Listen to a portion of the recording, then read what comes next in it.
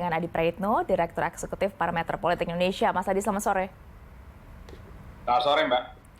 Ya, Mas Adi, tampaknya zigzag parpol ini sejak Ganjar Pranowo diumumkan sebagai baca pres PDIP makin gencar. Yang menarik bukan hanya komunikasi politik yang berbalut silaturahmi ini bukan hanya dilakukan antar parpol pendukung pemerintah, tapi juga bahkan kita lihat Demokrat misalnya kita tahu selama ini ada di luar pemerintahan. Anda membacanya seperti apa zigzag para parpol ini? Apa tujuannya, Mas Adi? Ya, saya kira memang setelah PDIP mengumumkan Ganjar Pranowo sebagai kandidat capres, praktis konfigurasi dan dinamika politik berubah secara drastis ya. Misalnya yang selalu dipertanyakan oleh publik itu bagaimana dengan Prabowo Subianto? Apakah terus ingin maju di 2024? Tentu dengan konsekuensi yang dihadapi dan akan berhadapan-hadapan kembali dengan Megawati. Dan bahkan Prabowo juga harus siap berhadapan-hadapan kembali dengan Jokowi. Apapun judulnya, Jokowi ini adalah kader PDIP, bukan kader partai yang lain. Kan itu yang terjadi. Itu kan pertanyaan-pertanyaan yang sampai saat ini muncul setelah PDIP resmi mengumumkan Ganjar sebagai kandidat capres ya. Karena Prabowo sepertinya tidak mau disebut sebagai orang yang hanya bisa menempati posisi cawapres jika disandingkan dengan Ganjar Pranowo. Itu artinya Prabowo terus maju, yang resikonya pastinya berhadapan-hadapan dengan PDIP. Yang kedua, perubahan yang cukup drastis adalah ketika P3, salah satu koalisional di KIB, menyatakan secara terbuka juga mendukung Ganjar Pranowo, itu menegaskan bahwa KIB sudah selesai. Dalam konteks itulah kemudian kita melihat bagaimana agresivitas dan dinamika politik yang terus dilakukan oleh partai-partai politik yang belum menentukan sikap politiknya, tapi keinginan terus maju di 2024. Sebut saja misalnya, Airlangga Hartarto melakukan safari politik ya, kemudian datang ke AHY, kemudian datang ke Muhaimin Iskandar, kemudian sebaliknya, ada Muhaimin Iskandar ketemu AHY, ketemu dengan Airlangga Hartarto.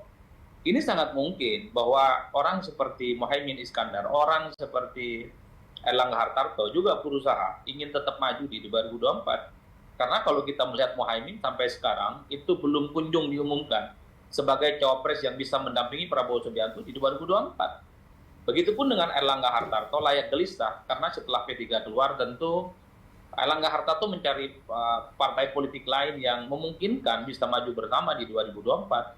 Kalau melihat dari itu semua maka bukan tidak memungkinkan bahwa akan muncul poros baru misalnya yang dibuat oleh Golkar dengan PKB. Kan ini yang sebenarnya sedang kelihatan betul ya Mbak. Yang kita lihat bagaimana manuver-manuver politik yang berkembang saat ini. Jadi itulah yang saya sebut bahwa Ganjar Pranowo itu merubah secara total bagaimana peta politik yang berkembang saat ini, terutama di internal teman-teman koalisi pendukungnya Jokowi, karena pilihannya agak rumit. Satu sisi, partai politik itu tidak langsung serta-merta mengumumkan akan bergabung dengan Ganjar Pranowo, tapi di sisi yang lain, kalau mereka memaksakan diri atau terus ingin maju di 2024, artinya mereka harus siap berhadapan-hadapan dengan Jokowi, berhadapan-hadapan dengan Megawati, dan berhadapan-hadapan dengan Ganjar Pranowo. Kan itu saja. Saya kira pertemuan ketua umum partai kemarin di Istana dalam rangka untuk mempertemukan, mensinkronisasi titik temu di antara begitu banyak keinginan partai di tengah nama-nama yang sedang bermunculan di internal koalisi Jokowi itu. Iya, Mas Adi, kalau Anda bilang apa yang kami tanyakan sekarang adalah pertemuan antara Golkar dengan PKB, Anda bilang bisa membentuk poros baru, tapi kan narasinya saat itu kami akan menjadi inti dari koalisi besar. Belum tentu berarti begitu, Mas Adi. Kalau bicara tentang inti koalisi besar, kan pertanyaannya adalah inti koalisi besar itu apakah sebagai upaya mempertemukan semua partai politik yang ada di dalam, terutama pendukung Jokowi. Itu kan sudah bertemu. Di PAN sudah bertemu, di Istana sudah bertemu, apalagi? Karena tidak mungkin ya bahwa PKB dan Golkar itu akan menjadi poros inti di perubahan, sementara capresnya misalnya Airlangga Hartarto dan Muhaimin.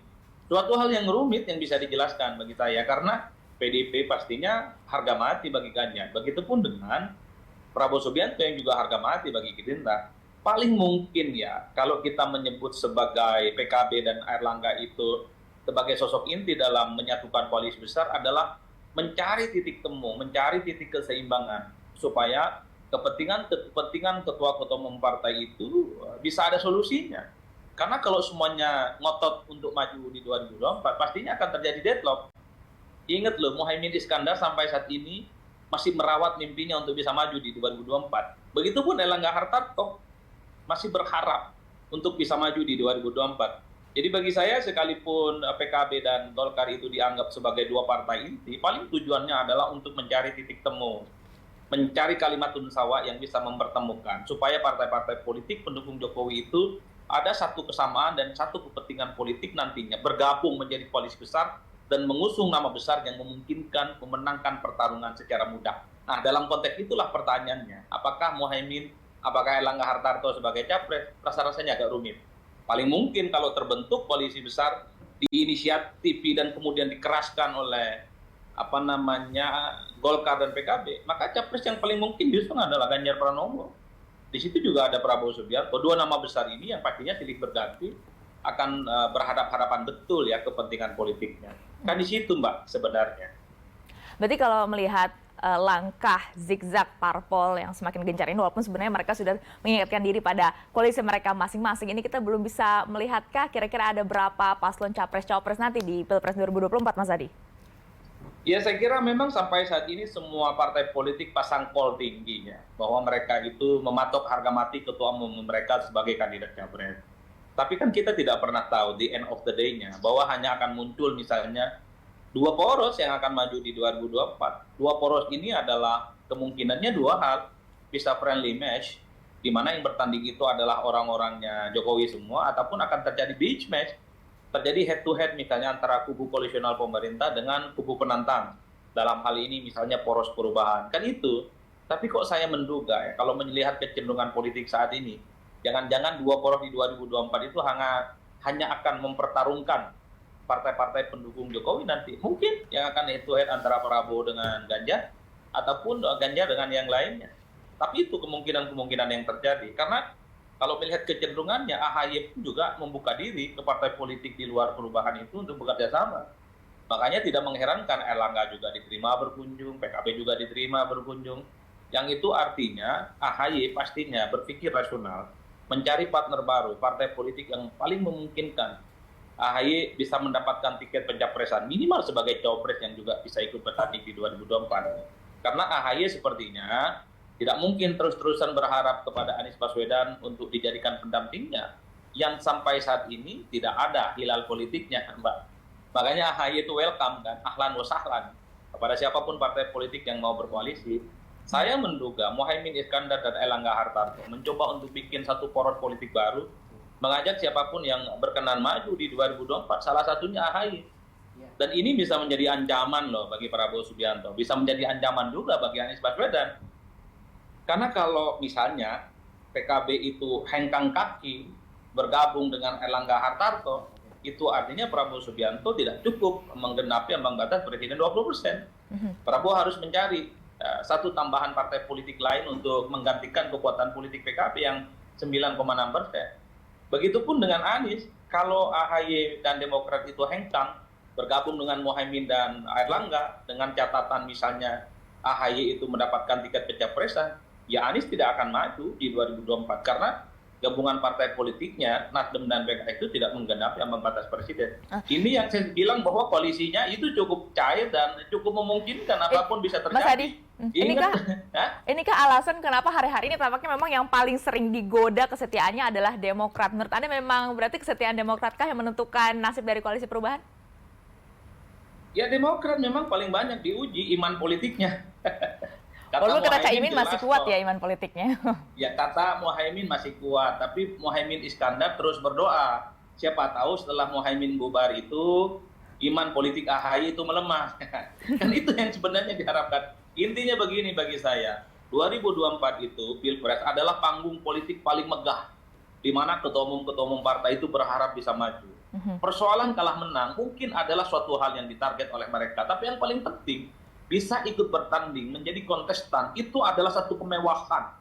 Punya pride, punya dignity bagi partai. Di mana ketua umum mereka, di mana elit mereka, diakui oleh publik untuk bertanding dalam satu event besar setiap 5 tahun sekali. Itulah yang sepertinya bagi saya menjelaskan kenapa Muhaimin Iskandar, Erlangga Hartarto, sekalipun berada di koalisional pemerintah, rasa-rasanya terus ingin merawat keinginannya untuk maju di 2024. Karenanya, Muhaimin misalnya ataupun Erlangga Hartarto tidak mau buru-buru mendeklarasikan sikap politiknya kemana. Muhaimin dalam konteks ini, sekalipun sudah berkoalisi dengan Gerindra, kan agak galau lama-lama. Karena setelah melakukan perkawinan politik dengan Gerindra, Agustus tahun lalu, tapi Muhaimin tidak kunjung diumumkan sebagai pendamping Prabowo. Muhaimin tentu tidak mau. Gerindra itu hanya mau sama PKB, tapi tidak mau dengan Muhaimin Iskandar sebagai cawapres. Kan begitu ceritanya, Pak. Begitupun dengan Erlangga Hartarto, ya. Golkar yang saat ini adalah merupakan runner-up perolehan pileknya di 2019 yang lalu, tentu berharap mereka bisa memajukan Erlangga untuk mendapatkan tiket pencapresan. Makanya gitu ya, Erlangga bertemulah dengan Muhaimin yang sama-sama saat ini gitu ya masih diambang ketidakpastian soal masa depan politiknya. Mas Adi, maaf saya harus potong. melakukan Mas Adi, karena kita harus menuju ke istana. Terima kasih Mas Adi Praitno, Direktur Eksekutif Parameter Politik Indonesia atas pandangannya.